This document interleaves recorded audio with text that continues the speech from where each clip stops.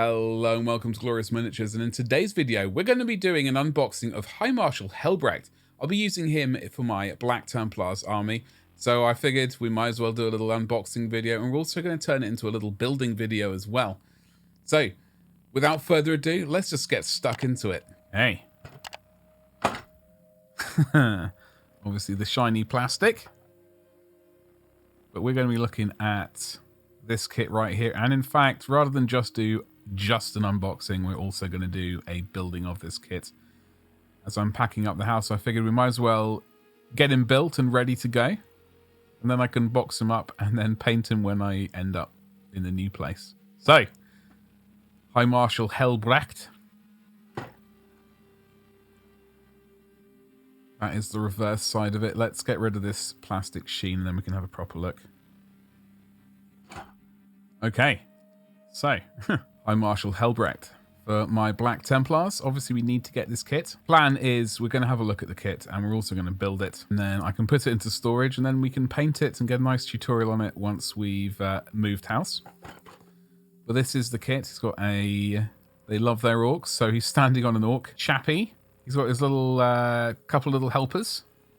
One just hanging out with his combi melter, whatever this gun is, and one just cleaning the sword as it's still buried within this poor deceased orc, or maybe he's trying to save the orc. Anyway, let's just have a look at the kit and get building it. And also, we should quickly say there are two head options. There's a the Baron head, the bear head, and the helmeted version. So, tiny bit of an option. I'm gonna have to make my mind up at this current point. I've got no idea which version we'll go with. Quite the conundrum. So, let's do the normal thing. Instructions. Base. Plastic. Plastic. That's all there is. Quick look at the instructions. Rather than the other way around, which is what I normally tend to do. I normally look at the sprue and try and guess what's going on rather than look at the instructions for a bit more guidance. So we do have the choice of parts. In fact, there seems to be 3 types of head options that we've got. I was just expecting 2. So we'll have a proper look at that. We'll do a little zoom in on the head options. And also, while we're doing that, potentially it's going to give me a little bit more time to make my own mind up. The kit looks like it's pretty okay to build. I'm going to have a look at this sword and see if we can put it on as a sub-assembly potentially. I'm going to see if it gets in the way of anything painting wise, otherwise we'll just build it. The only other thing I will say is I don't know if I'm going to actually attach this guy to the base today. He might be sort of just a temporary fix. We'll see, just for storage reasons really. So 3 head options. Nice sweet cape, which we're always fond of a sweet bit of cape action. Nice backpack with the spiky skulls, etc. Very, very Black Templar. We got these little friends right here. I don't think these have any options. They're just built as is. You get the sword cleaner and the weapon carrier right there. 60mm base. Poor dead orc. And that's how the placement of the miniatures right there. So I don't think we'll, as I said, I don't think we'll be attaching, probably won't be attaching these 2 guys either. We'll probably paint them up as sub-assemblies and attach them later. But it is a pretty magnificent looking mini and I'm really looking forward to building it and painting it. If I wasn't moving house, I'd be stoked to be painting this over Christmas, but just how things are. We're actually going to go zoom. So it's slightly more legible. Here are his stats. Weapon profiles. We've got 6-inch move, 2+ weapon skill, 2+ ballistic, strength 4, toughness 4, 8 wounds, 6 attacks, leadership 9, 2+ save.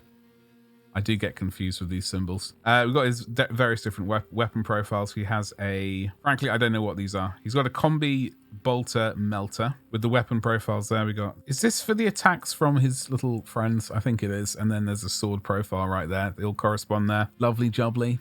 Lovely jubbly. Anyway, regardless of that, let's get building it. So what we're going to need to build this is a set of clippers, a knife, cement, plastic glue. That's all there is. That's all we're going to need. You can also use one of these, which is, I got this from Imperial magazine, but it's a mold line scraper. I just tend to use the blade. But if you don't want to do that, you could absolutely use one of these things. It's far too newfangled for me. I've always been using a blade, so for better or worse. So that's what we're going to use today. Instructions. Okie dokie. Let's get building him. Parts 1, 2, and 3, and 4. Let's have a look at this sprue. See how well it's laid out. Parts 2 and 3 are right there. Parts 1 is there. Part 4 is there. Not too complicated. Thankfully, we don't have to dance around. I still have nightmares of building some kits where it's dancing around all over the sprue, trying to find these pieces. Okay, here we go. So we've got these 4 parts right here. I'm going to spend a little bit of time using the blade to scrape away any seam lines. I don't really like to use the mold lines scraper thing. I know a lot of people use it. It does work. But also I find that the blade works as well, just as nicely. For me, it does come with its own inherent risks of accidentally running the blade into my thumb or something, but it's just one of those things I can cope with generally. So I'm just test fitting these, making sure they're going to fit together nicely before we start deploying the glue. We've got the extra thin glue. We've also got this slightly thicker glue right here, which I am going to use for the sort of the chunkier parts, I guess. So I'm going to get some of that thicker glue into the leg area, and then we're going to run some of this along the finer gaps, etc., to kind of blend it together nicely. Got the left leg to do, so that's the thicker glue onto there. Gives us a tiny bit more working time.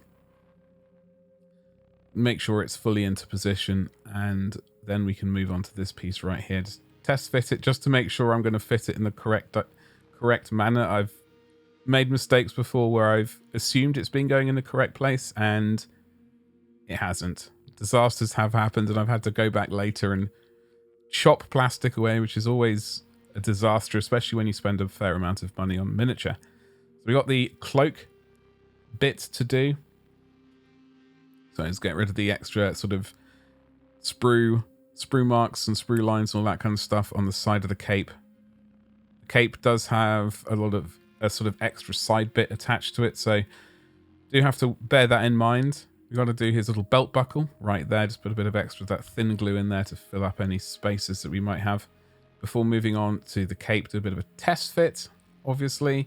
Put on the thicker glue around the back. You're not really going to be seeing this area, so it doesn't matter too much if there's a tiny bit of a mess, but it looks like it's going together pretty nicely. Apply a bit of pressure.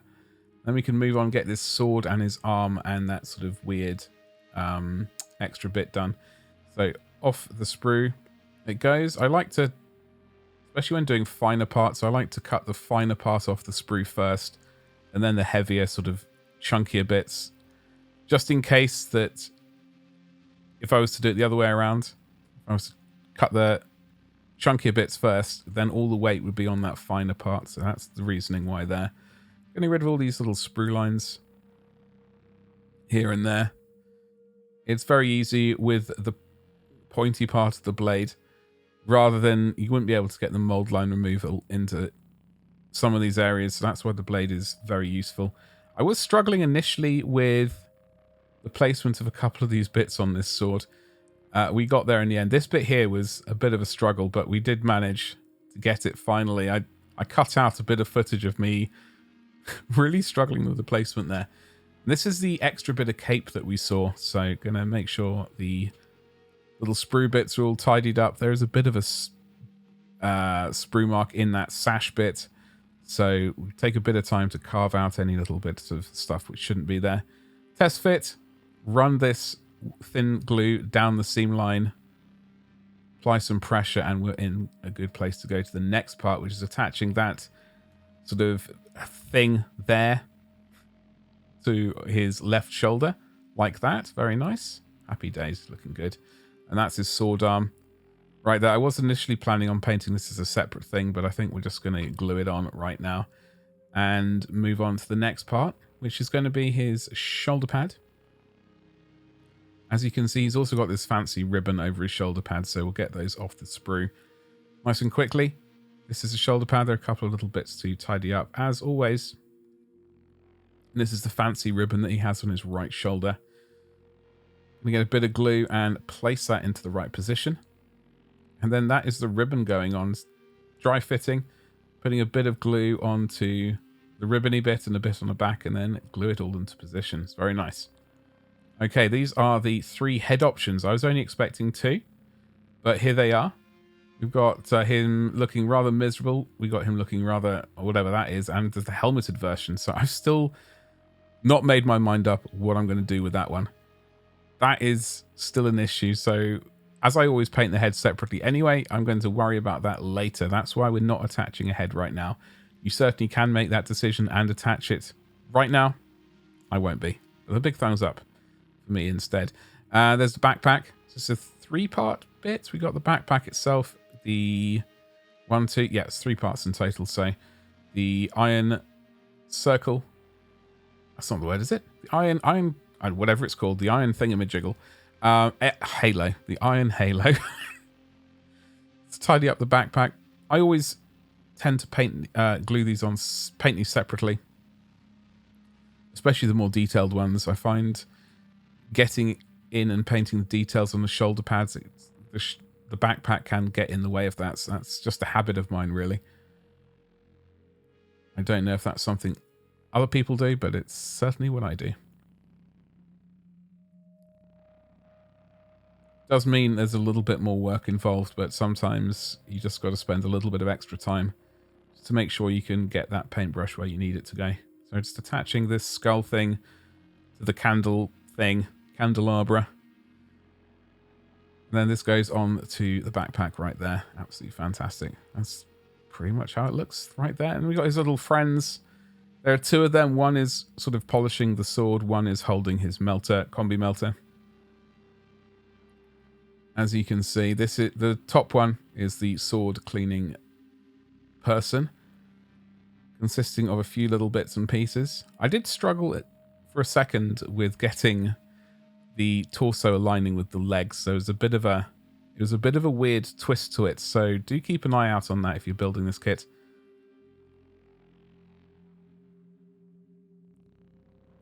Just going to get rid of all these little bits and pieces there. Glue the torso front and half together. All right, and there we go. We managed, I cut out a little bit of me struggling with that. But it did get together in the end. And there is his foot. Let's make sure we've cleaned up any little excess bits and pieces right there. Okay, so that is the sword cleaner guy. We are going to keep this as a sub-assembly, so bear that in mind. And we're also going to do the second geezer as a sub-assembly as well. So we're going to off with his legs and bits and pieces. Torso, do the mold line cleaning as always. Then we can move on.